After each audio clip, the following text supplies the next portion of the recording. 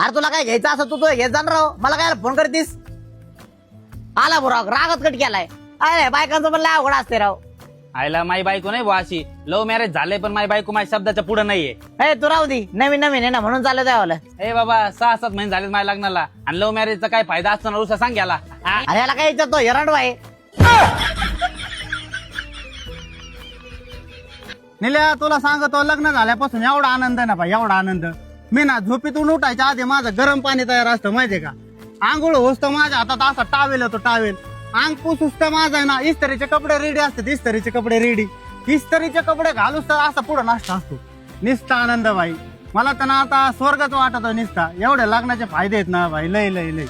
त्या स्वर्गाचा हळूहळू कसा नरक होईन ना ते तुला कळून सगळं येणार नाही. अरे नवीन नवीन माझं लग्न झालं होतं तो माझं पण असंच होतं. अरे आंघोळीच्या आधी टावेल यायचा, टावेलाच्या आधी साबण यायचा. आता त्या साबणाची मी भांडे घासतोय. अरे लय आवड झालंय भाऊ. निल्या तुझं अरेंज मॅरेज झालंय त्याच्यामुळे तू असं चाललंय माहितीये का.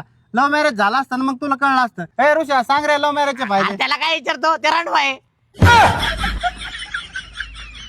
अरे त्याला कोणत्याच मॅरेजचा फायदा नाही माहिती, लव्ह मॅरेजचा पण नाही माहिती, अरेंज मॅरेजचा पण नाही माहिती.